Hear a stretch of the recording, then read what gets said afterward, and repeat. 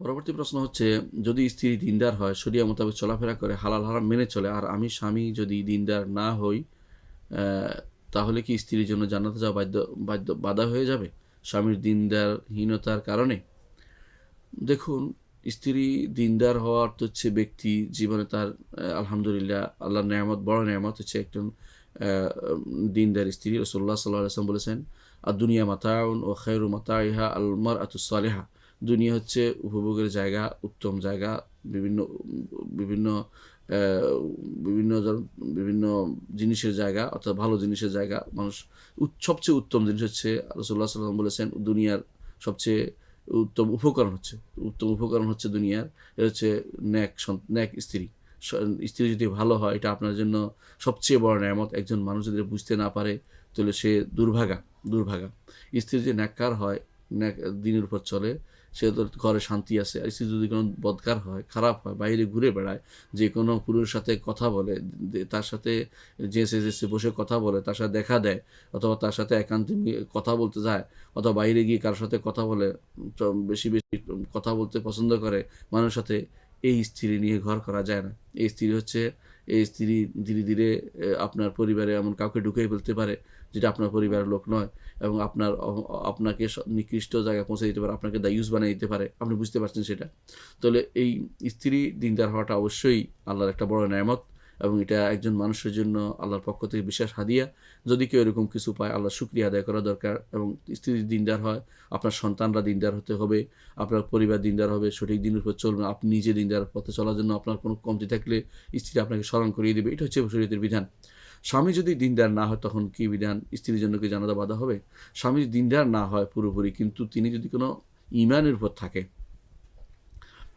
থাকে, কিন্তু দিনদার না হয়, তাহলে স্ত্রীর জন্য তার ঘর করা তার জন্য জরুরি। ঘর করতে পারবেন, তাকে নসিহত করবেন। এবং স্ত্রী জান্নাতে যাওয়ার ক্ষেত্রে স্বামীর এই দিনদারিতার কমতি তার জন্য কোনো সমস্যা হবে না। কিন্তু যদি কোনো স্বামী যদি কোনো সলাত আদায়কারী না হয়, অথবা যদি কোনো কুফরি কাজ করে থাকে, শিরকি কুফরি আকীদায় বিশ্বাসী হয়, তাহলে স্ত্রীর জন্য তার ঘর করা বৈধ হবে না। তো তাকে প্রথমে নসিহত করবে, না করলে যদি না মানে, তার জন্য এই স্ত্রীর এই স্বামীর ঘর করা তার জন্য বৈধ হবে না।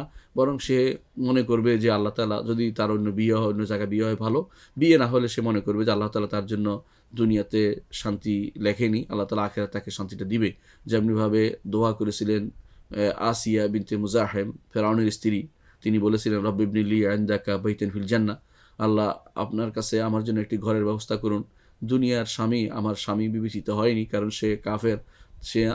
আমি তার ঘর করতে পারিনি, কারণ সে কাফের, সে ঈমানদার না, সবচেয়ে বড় পাপিষ্ঠ।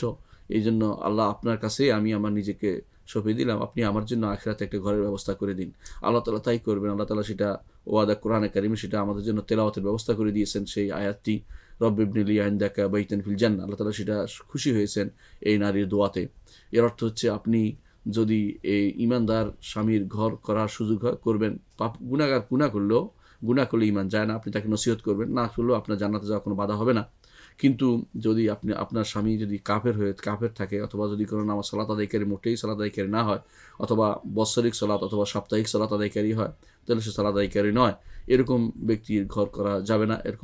অথবা যদি এরকম হয় যে তিনি আসলে কুফরি শিরকি আকীদায় বিশ্বাসী হয়, অথবা এমন কোনো দরবারের লোকদের অনুসারী হয় যারা শিরকি কুফরি আকীদাকে লালন করে, এবং তিনি সেরকম শিরকি কুফরি আকীদা লালন করেন, তাহলে আপনার জন্য তার ঘর করতে যাওয়া জায়েজ হবে না। অনেকে মনে করে এরপর কোথায় যাব, এরপর আল্লাহ তাআলা আপনার ব্যবস্থাপনা করবেন। যতটুকু পারেন আপনি দুনিয়ার জীবনটাকে সংকীর্ণ মনে করবেন, এবং মনে করবেন যে আখিরাতের জীবনে আমার শান্তি রয়েছে, এবং যেটা আল্লাহ তাআলা আমাকে দিবেন, এবং সর্বোচ্চ আল্লাহ তাআলা পুষিয়ে দিবেন, এমন স্বামী আপনাকে মিলিয়ে দিবে, যে স্বামী আপনার চক্ষু শীতল করবে। আল্লাহ তাআলা বলেছেন, ফালা তা'লামু নাফসুম মা মা উখফিয়া লাহুম মিন কুররাতি আয়ুন।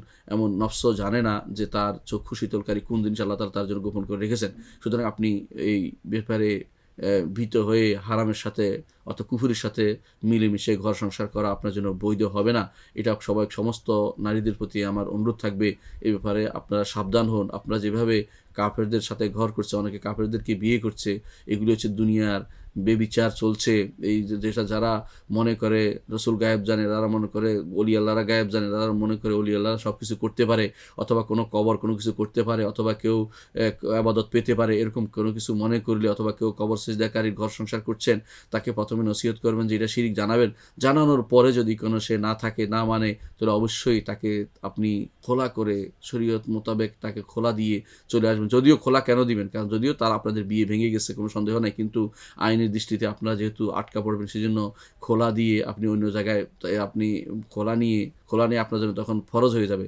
খোলা নিয়ে আপনি তখন ইয়ে করবেন ৩ মাস অথবা ১ মাস বা ৩ মাস শরীয়তে মতভেদপূর্ণ মাসআলা, তারপর অপেক্ষা করে অথবা ইদ্যত শেষ হওয়ার পরে আপনি অন্য জায়গায় বিয়ে বসবেন সম্ভব হলে।